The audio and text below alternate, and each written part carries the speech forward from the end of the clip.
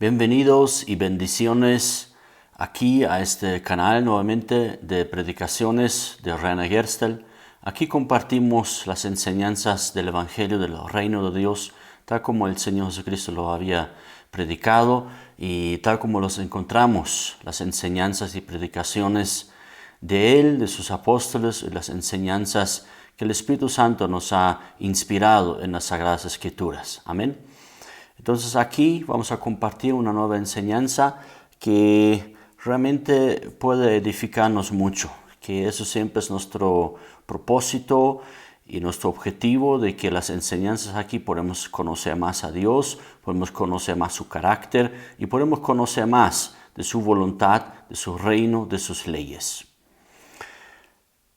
Hoy nos toca una enseñanza que se llama la necesidad de un pueblo salvado. Muchas veces nosotros como cristianos, como hijos de Dios, como discípulos de Jesucristo, debemos preguntarnos, bueno, ahora soy cristiano, ahora soy un hijo de Dios, ¿qué me toca para vivir ahora? ¿Qué es lo que yo debo realizar en mi vida ahora? ¿Debo yo ahora ordenar de nuevo mi vida o puedo seguir simplemente porque Dios me ha perdonado todos mis pecados? ¿O debo ser transformado, debo revisar mi vida, debo examinar mi vida? Muchas veces hemos compartido aquí en esas enseñanzas y también en diferentes predicaciones, en diferentes lugares, que uno de los mandamientos que Dios pone sobre nuestras vidas es arrepentirnos, es realmente ser transformados, es volver de nuestras vidas a una vida para con Dios, a una vida hacia Dios. Amén.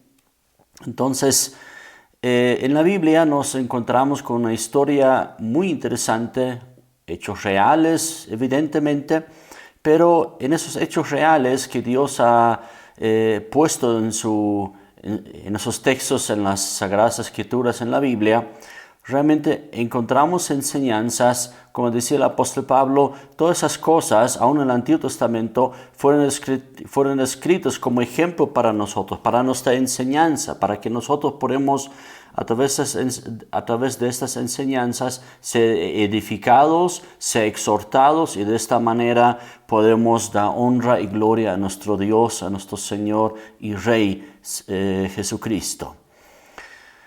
Vamos a hacer un pequeño repaso de la historia bíblica, otros lo llaman también la historia sagrada, que realmente es la historia que Dios ha realizado con la humanidad desde la creación misma del universo y de la humanidad.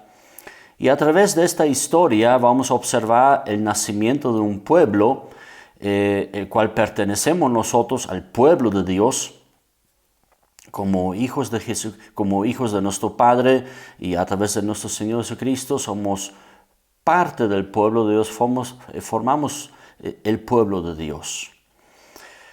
Dios había creado a los primeros seres humanos. El texto de Génesis nos muestra Adán, y hasta la vida de Noé ocurren 10 descendientes, así nos muestra el texto bíblico.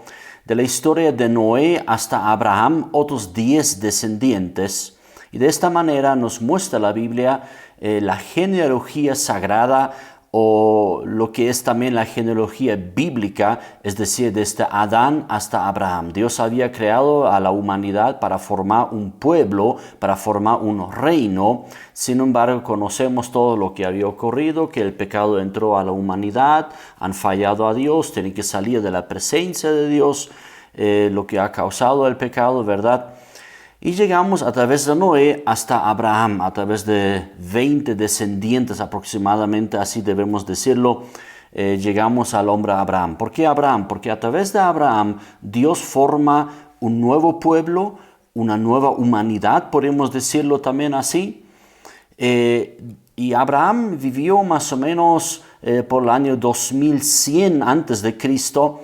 Históricamente debemos ubicarlo, la existencia del hombre Abraham, a la edad de bronce, ¿no? Donde se fabricaban muchos elementos de bronce. Luego él tuvo hijos. Nos enfocamos aquí primeramente en Isaac. Luego tiene él su hijo también Jacob, que fue luego por Dios cambiado su nombre en Israel. Y ahí ya nos damos cuenta a dónde apunta toda la enseñanza. Y luego nace José a través de Jacob. Y José vivió aproximadamente en el siglo XIX antes de Cristo, es decir, en el 1900 antes de Jesucristo.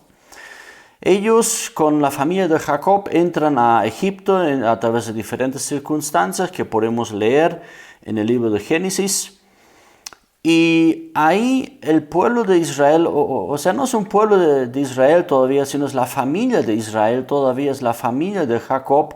Son, como muestra la Biblia, alrededor de 70 personas, con todos sus hijos, nietos y mujeres y todos ellos. Entonces ahí entran a Egipto. Yo lo llamo así como una incubadora egipcia, donde de repente el pueblo de Jacob, el pueblo de Israel, pueda crecer, pueda multiplicarse, pueda aumentar en número.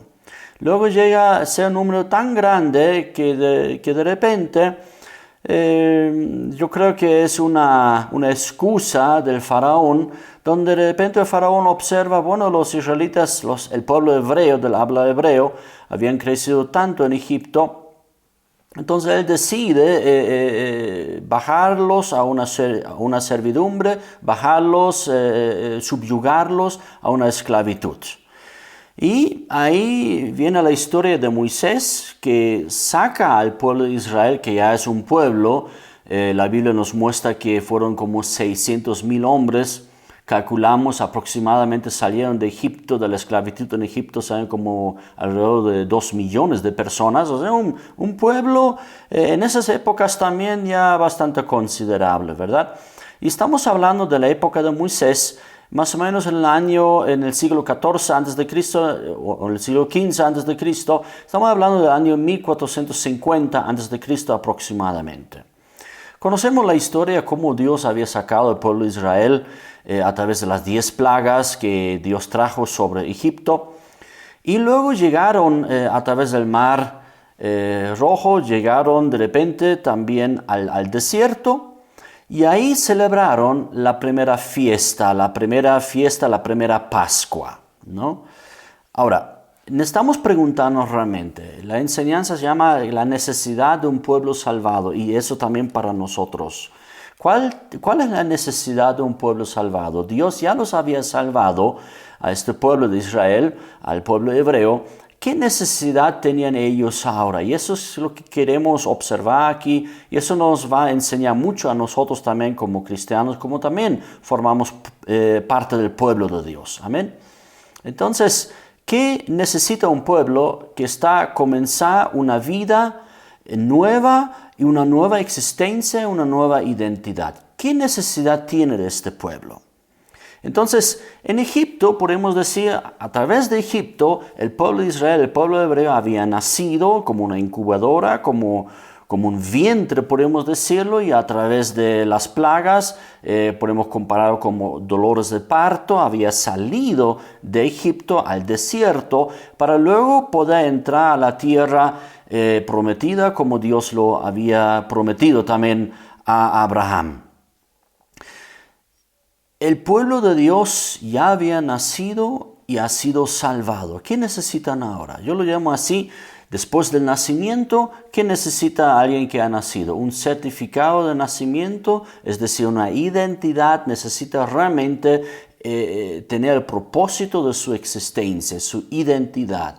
Que podemos decir así como un certificado de quién eres, quién es este pueblo que Dios ha salvado, para qué Dios los ha salvado, con qué propósito han estado ahora en el desierto. Muchas veces ahí se preguntaron incluso a Moisés, ¿no? ¿Para qué nos has sacado aquí? Para que estuviéramos aquí en el desierto comiendo maná en la mañana, maná en mediodía, maná en la noche, maná mañana, maná pasado mañana.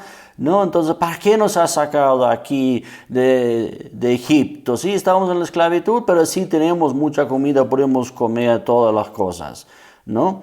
Entonces, lo que realmente ese pueblo necesitaba era comprender su nueva identidad. ¿Quiénes somos? ¿Para qué o cuál es mi existencia? ¿No? Eso se preguntaba y debía preguntarse Israel, y así también nosotros, cuando Dios nos ha salvado, ¿quién soy ahora en Cristo? ¿Quién soy ahora en el reino de Dios? ¿Quién soy como hijo de Dios? ¿Cuál es mi función? ¿Cuál es la idea de que Dios salva? ¿Cuál fue la idea de que Dios ha salvado a Israel? ¿Cuál es la idea que Dios nos ha salvado a nosotros? ¿Para qué existimos nosotros como hijos de Dios? ¿No? Porque podría ser también que nos salva Dios, nos salva Jesús, y ¡pum!, estamos ahí en los cielos, ¿no? Y como decimos en alemán, casi lo dije, lo diré, schwuppdiwupp, schwuppdiwupp, ¿no? Estamos en el cielo, ¿no? Entonces, ¿por qué estamos aquí en este mundo? ¿No? ¿Por qué Dios los ha llevado al desierto, al pueblo de Israel? ¿Por qué Dios los ha llevado a la tierra prometida? ¿Por qué a nosotros nos mantiene aquí en este mundo? Como decía Jesús, están en el mundo, mas no sois de este mundo. Su vida de ustedes no es como el mundo, ¿no? Entonces, ellos ya habían celebrado la primera Pascua, como ya lo dije, y eso ya realizaron en esta fiesta un adelanto como un pueblo que encontrará su existencia pues en su Salvador.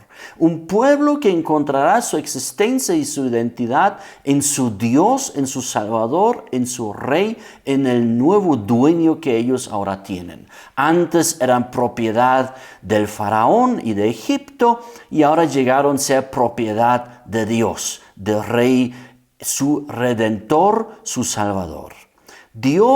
Realmente Dios los había comprado y Dios los había redimido. Dios había pagado un precio. Entonces, un pueblo que existe por la pura gracia de Dios. ¿Por qué Dios los ha sacado de Egipto? ¿Por qué Dios ha bajado, como muestra el libro de Éxodo? ¿Por qué Dios se ha acordado de ellos? ¿Por qué Dios fija sus ojos de nuevo en el pueblo habla hebreo? ¿Por qué Dios se fijó de nuevo en ellos? Eso es lo que necesitamos observar. Entonces, lo que necesitamos entender es, así como a nosotros, a través de qué Dios los había salvado. Por pura gracia. A ver, ponte en tu mente o repítelo otra vez. Por gracia Dios los había salvado. Así como nosotros, como a nosotros. O ellos hicieron algo para que fueran salvos, para que Dios pudiera fijar la mente, los ojos en ellos, para que ellos fueron salvos, pudiera Dios los llevarlos al desierto, fuera de la esclavitud de Egipto. ¿Por qué Dios los ha salvado? Por pura gracia y misericordia, ¿verdad? Ahora, para que ellos podían empezar a comprender su existencia como pueblo de Dios y su identidad como pueblo de Dios, ellos necesitaban, en primera instancia, como eran pecadores, aunque eran pueblo de Dios, Dios los había sacado de la esclavitud en Egipto, sin embargo, su forma de vivir, ¿cómo eran? ¿Cómo eran ellos? Prácticamente, no es equivocarse, prácticamente ellos eran otros egipcios más, ¿no? Ellos no conocían a Dios, ellos no sabían nada de Dios. Ellos habían nacido y muchos hebreos habían muerto en Egipto, ¿no? En estos más de 400 años, ¿no? Entonces, ¿quiénes eran el habla hebreo? ¿Quiénes eran los israelitas, el pueblo hebreo? ¿Quiénes eran ellos? Eran prácticamente en toda su identidad, en todo su creer, en su forma de ser, en sus leyes, en sus comidas, en su cultura, en su idiosincrasia, como decimos, eran otros egipcios más. ¿Cómo se vestían? Pues como los egipcios, ¿no? Eso es lo que necesitamos entender, ¿no? Ellos eran realmente, toda su identidad era donde ellos vivían durante siglos y ellos no conocían a Dios todavía, ¿no? Eso es lo que necesitamos comprender. Entonces eran pecadores, eran gente, ¿no? Que no vivían todavía para Dios, ¿no? Eran recién salvados por Dios, así como nacidos de nuevo. Sin embargo, ya eran pueblo de Dios por gracia, por pura misericordia. Dios los llama su pueblo. Entonces, ¿qué es lo que necesitaban en primer lugar? En Éxodo 18, no vamos a dar lectura a esto ahora, pero ahí encontramos una historia muy interesante entre Moisés con su suegro Jetro, donde en primera instancia Moisés establece lo que llamaríamos nosotros una primitiva forma de Estado. ¿no? Donde, tal vez primitiva forma de Estado suena un poco raro, pero digamos una forma de Estado estableció Moisés para el pueblo hebreo, para el pueblo de Israel. ¿Por qué? Porque Jetro observó de que Moisés estaba juzgando a los israelitas, pero todo él solo. Él era el único juez, el único que podía decretar y ahí podía establecer justicia entre de repente personas que se peleaban. Entonces Jetro observó eso y le dice, mira, estás mal, Moisés, no puedes hacerlo así, ¿no? Entonces la gente va a estar desatendida en sus asuntos de la justicia. Entonces tú debes establecer jueces sobre 1000, sobre 100 y sobre 10. Entonces así lo hizo Moisés. Todo eso podemos ver en el Éxodo capítulo 18. Sin embargo, ocurre algo muy interesante. La identidad del pueblo de Israel, del pueblo de Dios, no lo encontraban en el estado creado por Moisés, en el estado de la administración de la justicia, sino la identidad iban a recibir aún todavía más tarde. Pero era necesaria esta forma de administración de justicia, donde, como dice en Romanos capítulo 13, Dios ha establecido esas autoridades. ¿Para qué? Para castigar a los malos, para realizar justicia en un pueblo, para que los malhechores sean castigados. Esa es la función principal del Estado, de que puedan traer seguridad a un pueblo. Y eso estableció Moisés ya en el capítulo 18 de Éxodo. Pero ahí no encontraron su identidad. En el Estado no encontraron su vida, su Salvador, ni su identidad. Entonces ahí necesitamos entender algo, lo que dice en Éxodo capítulo 19, verso 4 al 7. Voy a dar lectura lo que dice aquí.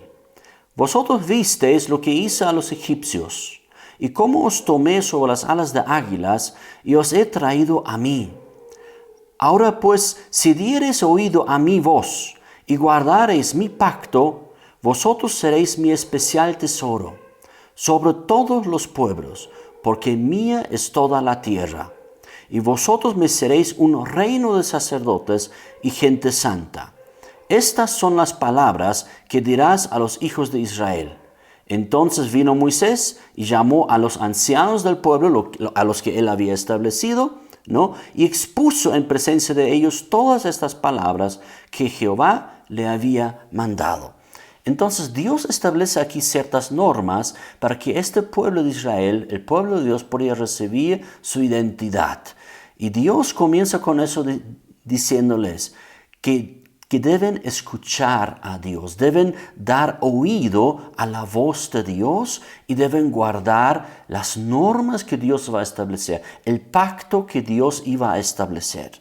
Y de esta manera ustedes serán un reino de sacerdotes, dice Dios aquí, y seréis gente santa, gente muy especial, gente que realmente sirven a su Dios, ¿no? Entonces, de esta manera, Moisés llama a los ancianos, llama al liderazgo del pueblo de Israel y les encarga toda esta palabra de Dios. Entonces, estamos ya frente al pueblo de Israel, estamos frente a un pueblo salvado por la gracia de Dios, estamos frente a un pueblo que debe aprender a escuchar a Dios y estamos frente a un pueblo que debe vivir de acuerdo al pacto que Dios va a establecer con ellos. Entonces, aquí ya encontramos ya los primeros puntos de la identidad de un pueblo de Dios, que son salvados por la misericordia de Dios, deben aprender a conocer y a escuchar a Dios y deben vivir de acuerdo a lo que Dios establece. Y de esta manera formarían un reino de gente que sirven a su Dios y que conocen a su Dios. En Éxodo 19 sigue diciendo en el verso 10 y 11. Y Jehová dijo a Moisés, ve al pueblo y santifícalos hoy y mañana y laven sus vestidos y estén preparados para el día tercero, porque al tercer día Jehová descenderá a ojos de todo el pueblo sobre el monte de Sinaí. Entonces, ¿qué está diciendo Dios aquí, encargando a Moisés lo que el pueblo de Dios, el pueblo de Israel debían realizar? Ellos debían ahora prepararse, debían santificarse, debían entender quiénes son ellos. Ellos pertenecen a Dios. Entonces ellos debían aquí también lavarse, ellos debían así también lavar sus vestiduras. O sea, el punto es aquí que estén atentos. Ese es el énfasis aquí. No es que ellos laven sus pecados aquí, ¿no? Eso no es el tema. Sino que estén atentos para recibir el pacto de Dios, para recibir las normas de Dios, para recibir qué es lo que Dios quiere de ellos. ¿Cuál es su identidad? Para que ellos podían recibir su identidad, debían estar atentos, debían realmente estar preparados en su corazón también, que pueden estar atentos, meditando. Ahora Dios nos va a hablar, ahora Dios nos va a mostrar para qué nos ha sacado de Egipto, para qué nos ha salvado, ¿verdad? Entonces, en Deuteronomio capítulo 5 encontramos algo muy interesante. Eso ya ocurre 40 años después, en una siguiente generación. Sin embargo, esas mismas palabras Moisés repite de nuevo al pueblo de Israel, a la generación después de 40 años, porque están a punto de entrar a la tierra prometida. Y aquí también en el capítulo 5, Moisés repite las leyes y el pacto que Dios establece con ellos. Y también dice esas palabras que Moisés ya había dicho también donde el pueblo de Israel había salido de la esclavitud en Egipto. Y dice en Deuteronomio capítulo 5, 1 al 5, lo siguiente. Llamó Moisés a todo Israel y les dijo: Oye Israel, los estatutos y decretos que yo pronuncio hoy en vuestros oídos. Aprendedlos y guardadlos para ponerlos por obra. Deben aprender todo lo que Dios va a enseñar a ellos y deben guardarlo. Deben guardarlo en sus corazones, deben hacerse uno con lo que Dios les dice y deben también ponerlos por obra. Deben obedecer lo que Dios les va a decir. Y Jehová, nuestro Dios, hizo pacto con nosotros en Horeb. Eso es ahí toda la montaña de Sinaí. No con nuestros padres hizo Jehová este pacto, sino con nosotros, todos los que estamos aquí hoy vivos. Ahora, eso es algo muy interesante lo que dice Moisés después de 40 años de caminar por el desierto, diciendo, estas palabras que Dios nos había dado no fueron para nuestros padres, dice Moisés, no fueron para las generaciones anteriores, sino es para nosotros que estamos aquí vivos hoy. Entonces es algo muy interesante, ¿no? Porque ellos pueden decir, ¿qué nos importa eso, lo que Dios había dicho ahí? Ahora nosotros somos de otra generación. Entonces, pero aquí Dios a través de Moisés repite, por eso es Deuteronomio, ¿verdad? Es la repetición de las leyes de Dios. Aquí Moisés repite nuevamente, trayendo a la vigencia esas leyes que Dios les había dado hace 40 años atrás, ¿verdad? Entonces dice Moisés, no con nuestros padres hizo Jehová este pacto, sino con nosotros, los que estamos aquí hoy vivos. Cara a cara habló Jehová con vosotros en el monte de medio del fuego. Yo estaba entonces entre Jehová y vosotros para declararos la palabra de Jehová, porque vosotros tuvisteis temor del fuego y no subisteis al monte. Entonces ahí muestra la palabra, ¿no? Que ahí el monte Sinaí se llenaba con humo denso, ¿no? Y estaba Moisés ahí adentro y escuchaban la voz de Dios como truenos y el pueblo de Dios abajo no debían acercarse, ¿no? Entonces ellos realmente sentían un terror ahí frente a todo este espectáculo de recibir su identidad. Entonces, ¿cuál es la identidad? ¿Cómo establece Dios la identidad del pueblo de Dios y por ende también para nosotros? ¿Cómo Dios establece su identidad en nosotros? En primer lugar, la identidad nuestra está basada en la relación con el Rey y Redentor. Israel, su identidad está basada en su relación con su Rey y con su Redentor. De esta manera también para nosotros nuestra identidad está basada en nuestro Señor y Salvador Jesucristo. Observaremos. Antes de darles leyes y mandamientos, aquí Dios establece en primera instancia, en primer lugar, porque para Dios ve lo más urgente, lo más importante en primer lugar es de que ellos tuvieran una relación correcta con su Dios, con su Creador, con su Rey, con su Juez, su Legislador y su Redentor y Salvador. Ellos debían entender su relación con Dios. ¿Cuál es esta relación con Dios? Ellos no podían escoger esta relación con Dios o de cómo establecer esta relación con Dios, de cómo poder acercarse a Dios, sino Dios iba estableciendo aquí en primera instancia cuál es esta relación correcta con Dios. No puede el hombre inventarse las normas y las reglas y las formas de cómo acercarse a Dios, sino Dios establece las normas de cómo uno se acerca a Dios. ¿Cuál es esta relación correcta con Dios? ¿Cómo se establece aquí esta relación correcta con Dios? En el preámbulo de los 10 mandamientos encontramos justamente esta relación correcta con Dios. Las leyes, necesitamos entender algo muy importante. En la Biblia las leyes se muestran como que a quién sirves tú. A las leyes que tú obedeces en primera instancia, eso es tu Dios. Si nosotros obedecemos en primera instancia las leyes de Dios, las normas de Dios, entonces realmente somos pueblo de Dios. Si nosotros nos vale la ley de Dios y nos aferramos primero a las leyes de los hombres, entonces somos siervos de los hombres, somos siervos del Estado, ¿no? Ese es el concepto bíblico y eso necesitamos entender nosotros. Por eso justamente Dios los había salvado al pueblo de Israel y ahora les va a dar una nueva identidad. ¿A través de qué? A través de leyes, a través de normas, a través de un pacto, a través de normas de cómo acercarse a Dios y cómo también acercarse entre ellos. Entonces eso es la característica y la identidad del pueblo de Dios. Las leyes marcan quién es tu Dios y a quién honras. Si tu ley en primer lugar es la ley de Dios, entonces estás honrando a Dios. Si tu ley es primeramente las leyes de un estado, de un país, entonces tú estás honrando más al Estado, más a un país que a Dios. Debemos definirnos, debemos decidirnos. Miren, ¿cómo suena el preámbulo?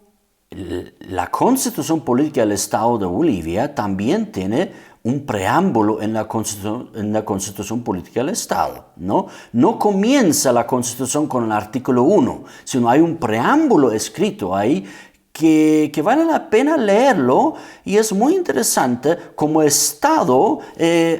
¿A quién rinde culto? ¿A quién rinde honra? ¿No? Aunque dicen Estado laico, aunque eso no aparece en el preámbulo así, entonces, sino ¿a quién honra el Estado boliviano a través de sus leyes? ¿A quién honra? Es muy interesante leerlo. Yo solamente lo voy a resumir para que podamos escucharlo aquí.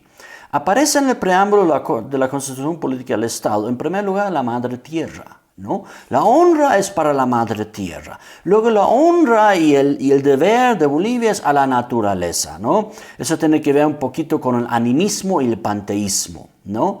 Luego habla el preámbulo de la Constitución boliviana de la revolución anticolonial, ¿no? Donde nosotros hemos sido liberados del colonialismo y de los neoliberales y de la derecha y todo eso, y de la república, todos nos hemos liberado de esto, ¿no? Luego hay un fuerte énfasis en el Estado, es decir, hay una demasía en honra hacia el Estado, que podríamos políticamente llamarlo estatista, ¿no? Y luego una honra a la Pachamama, ¿no? Entonces, muy interesante. Eso es el preámbulo de la Constitución Política del Estado. La honra es a la Madre Tierra, comienza y finaliza, la honra es a la Pachamama. Ahora, poquito para disimular, dice, y gracias a Dios. Ahora, nosotros tenemos entendimiento como cristianos que en el mundo hay muchas creencias, hay muchas religiones, el mundo es politeísta. Ahora, si dice la Constitución, y gracias a Dios, debemos preguntarnos, ¿cuál Dios? ¿Cuál Dios? Porque aquí las leyes, muchas leyes en la Constitución no honran a Dios, más bien sacan a Dios. ¿no? Entonces, necesitamos entender esto, cómo es el preámbulo de la Constitución Política del Estado. Madre Tierra, la naturaleza, revolución anticolonial, estatista, Pachamama. Y Dios como que por ahí, como un aumento para que no se enojen tantos cristianos que hay en el país. Pero debemos abrir los ojos, debemos nosotros leer inteligentemente y darnos cuenta de qué se trata este preámbulo de la Constitución.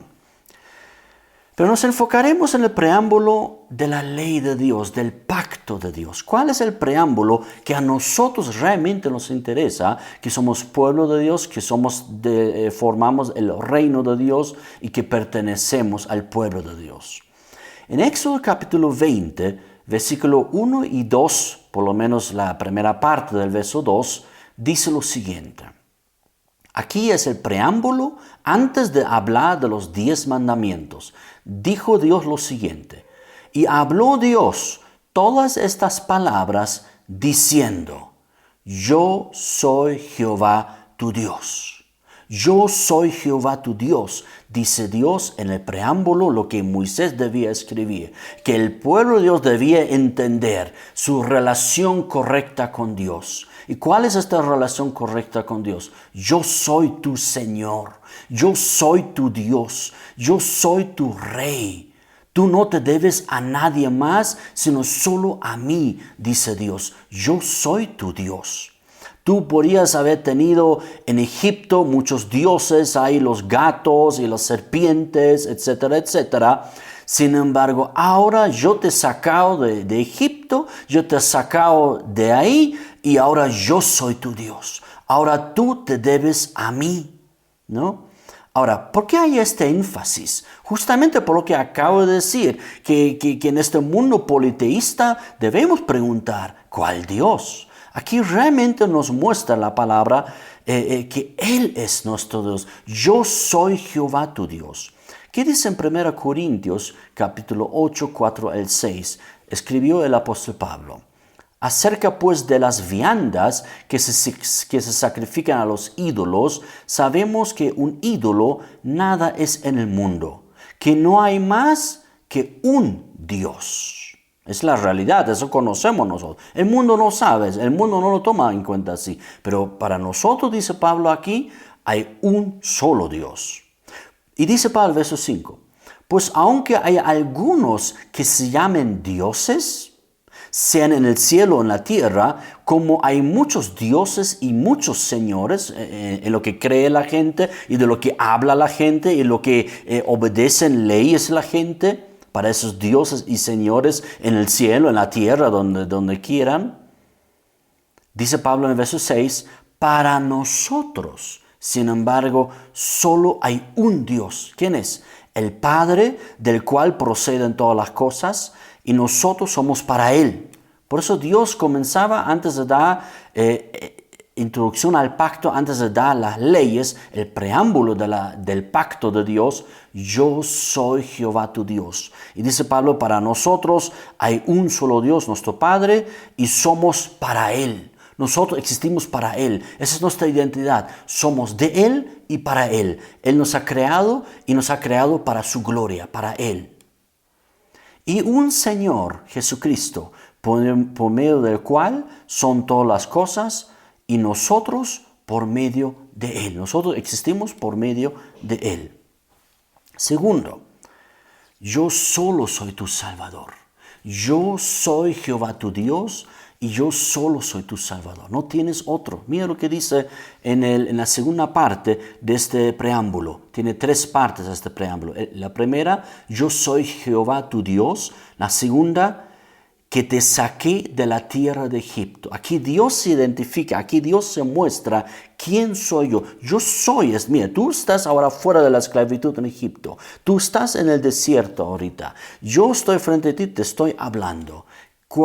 ¿Quién soy yo? Dice, yo soy Jehová tu Dios, que te saqué de la tierra de Egipto. ¿No? Yo soy tu Salvador, no tienes otro. Así como repite Dios también en Isaías 43, verso 3.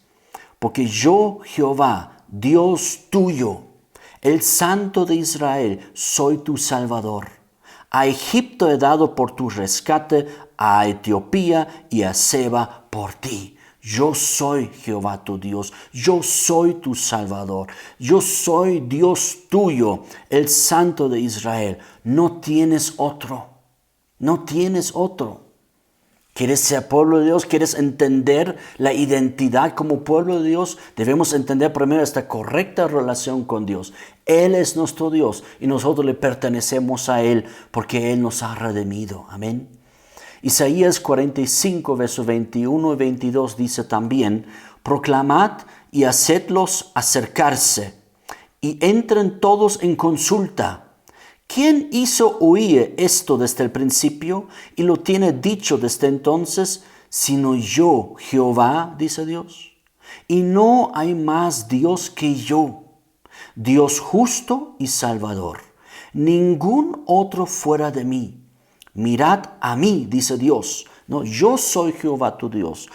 No tienes otro Dios. Yo soy Dios justo. Yo soy tu Salvador. Ningún otro fuera de mí, dice Jehová Dios. Y aumenta en el verso 22. Mirad a mí, dice Dios. O sea, está estableciendo la correcta relación con Dios. ¿A quién debemos mirar en esta vida? Es a Él, es a Dios. Mirad a mí. ¿Y cuál va a ser la consecuencia cuando le miramos a Él? Sed salvos. Mirad a mí y sed salvos, dice Dios. Todos los términos de la tierra, aquí nos damos cuenta, ya no está hablando solo a Israel, sino todos los términos de la tierra, porque yo soy Dios y no hay más. Yo soy Dios y no hay más. Y todos los términos de la tierra, todas las naciones de la tierra deben mirar a Dios, el Creador, a Dios, el Dios justo, el Dios Salvador, el Dios que cuando le miramos a Él, cuando nos debemos a Él, cuando le obedecemos a Él, cuando le honramos a Él, somos salvos por Él. Y tercer preámbulo en lo que Dios establece su pacto con el pueblo de Dios, en primera instancia con el pueblo de Israel y ahora en segunda instancia también con nosotros, todas las naciones como gentiles.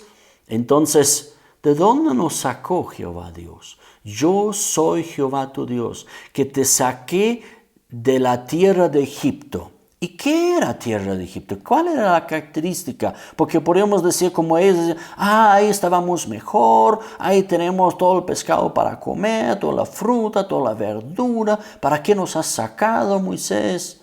Pero Dios les hace recuerdo.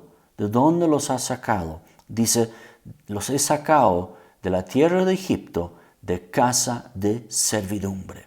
Donde ustedes antes vivían, fuera de mí, donde ustedes no me conocían, dice Dios, donde ustedes no conocían mi pacto, no conocían mi amor, no conocían mi reino, mi justicia, y que yo soy el único Dios, donde ustedes no me conocían, vivían en esclavitud en Egipto. Y desde ahí os he salvado, desde ahí os he sacado y redimido, he pagado rescate.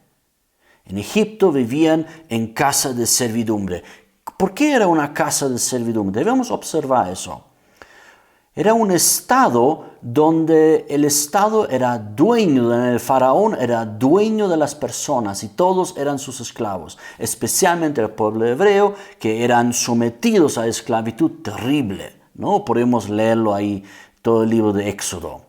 Luego la casa de servidumbre en Egipto era un estado donde el faraón, el reinado de faraón se enriquecía cada vez más y las personas se empobrecían cada vez más. Y eso es característico para un país, para un estado, donde el estado considera que las personas le pertenecen al estado, donde el estado crece, pero las personas no crecen de la misma manera o incluso empobrecen, ¿no? A través de muchos impuestos o a través de la esclavitud, ¿no? Como observamos nosotros en el libro de Éxodo. Y también la casa de servidumbre en Egipto tenía esas características de un estado que quitaba hasta lo último. Tú debes al estado, tú debes dar al estado. Entonces, pero los súbditos debían cumplir con sus obligaciones. ¿Se recuerdan cómo el faraón exigía a los hebreos, al pueblo de Israel, quitándoles los elementos para fabricar los ladrillos, y ahora debían seguir fabricando, debían buscar los elementos para la fabricación, y al mismo tiempo los exigía a los hebreos que deben entregar esos ladrillos con la misma calidad y con la misma cantidad?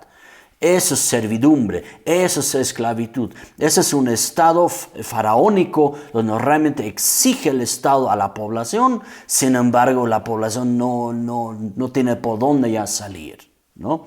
Observamos varios países en el día de hoy que realmente están convirtiéndose en estados faraónicos. Piensan, debemos nosotros observar, el mundo y sus estados modernos tienen mucho, pero mucho del antiguo Egipto, de lo que podemos leer nosotros en la Biblia. Piénsenlo lo que estoy diciendo, ¿no? Tal vez algunos están, ¿qué está hablando ahí, ¿no? Del Estado, antes no había. Piénsalo.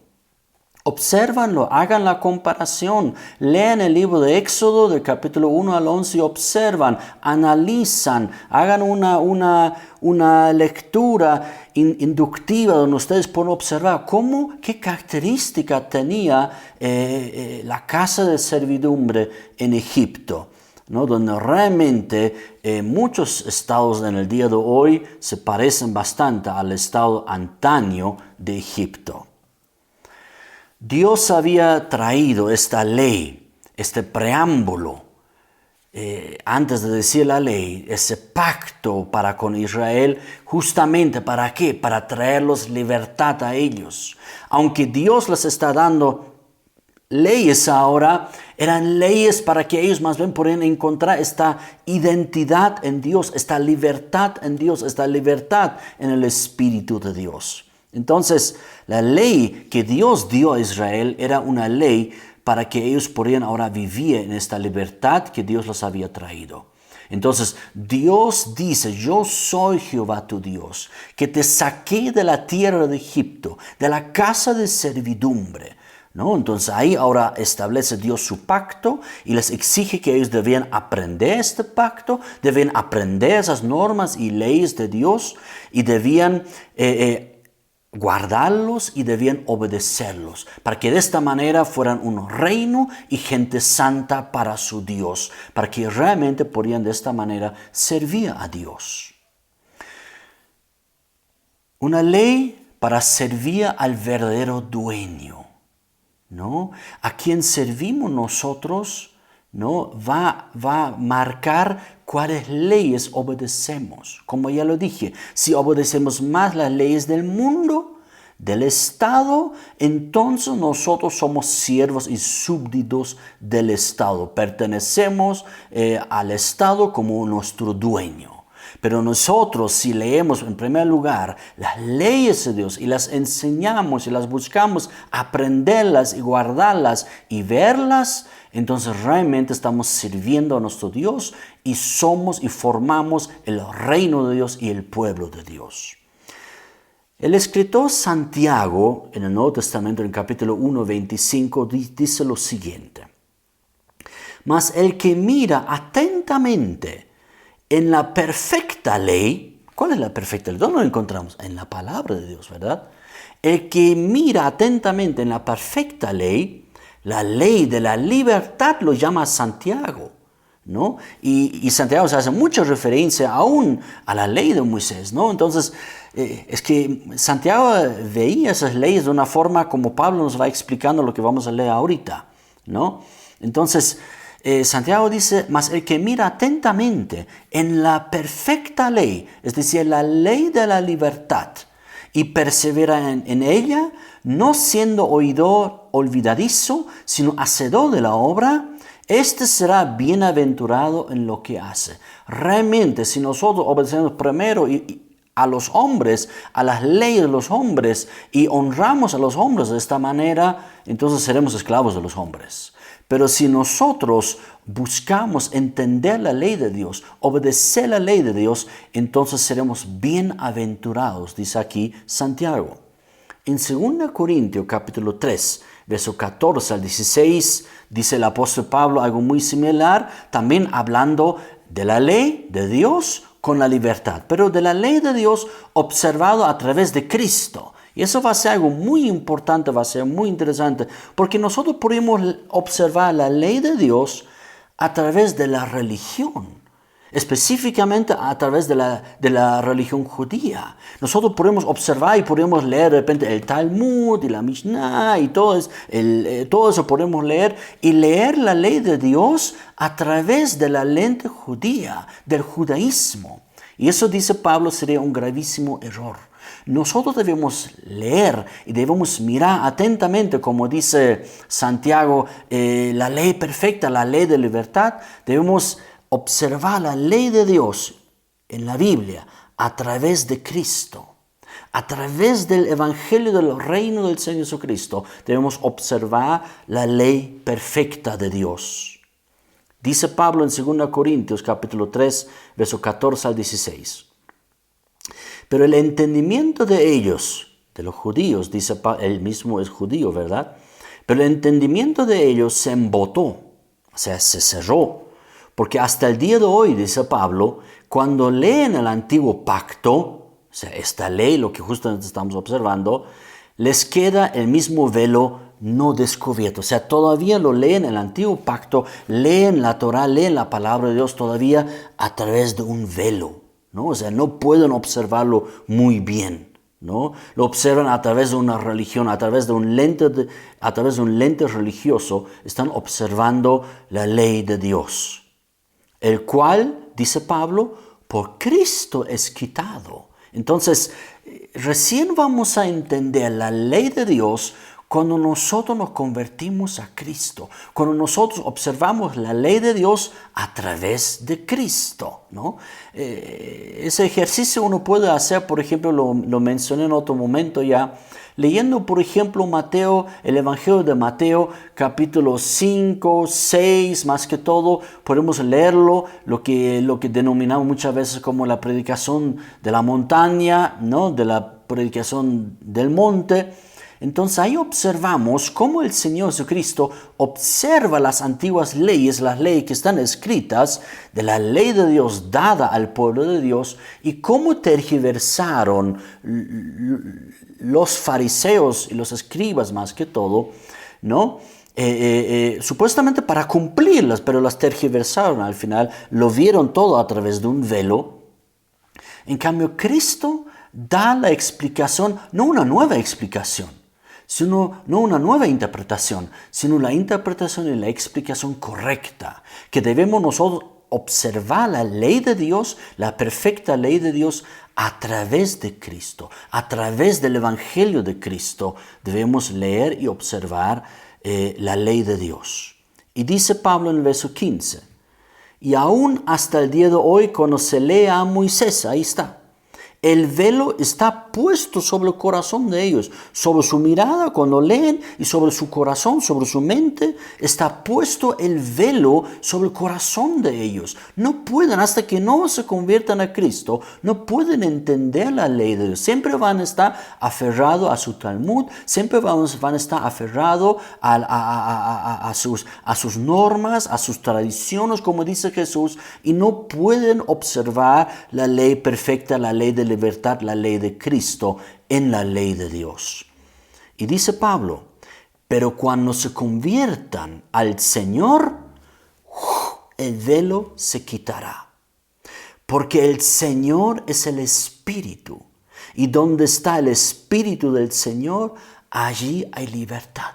Justamente esta misma libertad de lo que habla Santiago, la ley perfecta, la ley de libertad.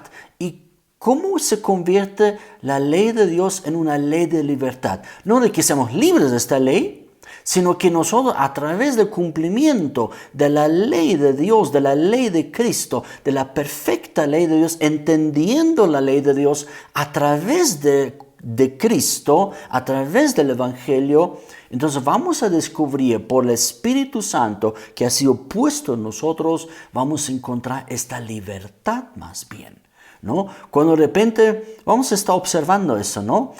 Por ejemplo, cuando dice no cometerás adulterio. donde de repente encontramos en eso una libertad y no una reprensión, no donde, ay, no debe cometer, debe. No, más bien es una libertad, es un gusto, es un gozo, porque ha sido puesto, como lo que hemos observado ya, esta ley de Dios puesto en nuestros corazones por el Espíritu Santo. Entonces esta ley mirada a través de Cristo se convierte en una ley perfecta, una ley de Dios, una ley de libertad. Donde nosotros ya no pertenecemos al imperio del pecado, sino pertenecemos al reino de Dios. Donde Dios nos ha sacado del imperio del pecado y de la humanidad, de la carnalidad, de la pecaminosidad, y nos ha traído a la identidad en Él, nos ha traído a su reino y nos ha traído para estar en Cristo. Amén. Entonces, porque el Señor es el Espíritu, y donde está el Espíritu del Señor, allí hay libertad. Qué importante este poderosísimo preámbulo que Dios da a sus leyes, ¿no? Pronto ahí vienen los 10 mandamientos, y les propongo que vamos a ir observando en las siguientes semanas esos 10 mandamientos, pero con el velo quitado. No viendo los 10 mandamientos a través de la religión judía, sino viendo los 10 mandamientos a través de Cristo, a través del Evangelio del Reino. Entonces, quiero hacer este viaje con ustedes. Les animo que pueden ser parte de este viaje. Ya hemos observado ahora ya el preámbulo, que es poderosísimo, que realmente bendice mucho, porque realmente cuando Él nos ha salvado, cuando Jesucristo nos ha hecho pueblo suyo, cuando Él nos ha hecho sus siervos, cuando Él hizo de nosotros sus hijos, entonces Él ha puesto todo su reino, toda su ley en nuestros corazones. Y conocer esta ley, observar esas leyes a través de Cristo, donde Él nos quita este velo, donde no queremos cumplir esas leyes religiosamente como muchos lo hacen hoy día, ¿no? Más se asemejan, más se alinean de repente a las costumbres judías, ¿no? Y no realmente de que el velo a través de Cristo es quitado. Eso queremos observar en las subsiguientes semanas, donde nosotros vamos a observar uno por uno los 10 mandamientos, porque son leyes muy importantes, porque el pueblo de Dios encuentra su identidad en primer lugar en Dios, en lo que Dios establece en ellos. Amén. Entonces, es realmente algo muy hermoso observar lo que Dios ha hecho con el antiguo pueblo hebreo, que nos ha sacado de la esclavitud en Egipto, de la casa de servidumbre, donde estaban realmente una terrible esclavitud, donde debían fabricar ladrillos, etcétera, etcétera, donde morían y nadie les importaba, ¿no? Y Dios los ha sacado para darles una ley de libertad.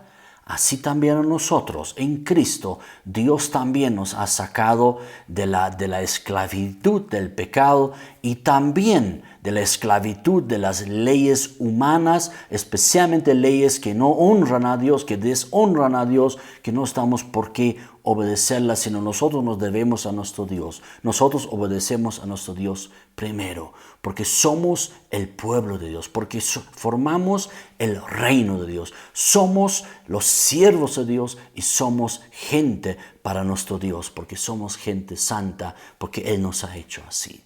Amén. Sean muy bendecidos. Les espero entonces en las próximas semanas que vamos a estar aquí estudiando y viendo la ley de Dios a través de Cristo. Sean muy bendecidos. Un fuerte abrazo. Hasta una próxima.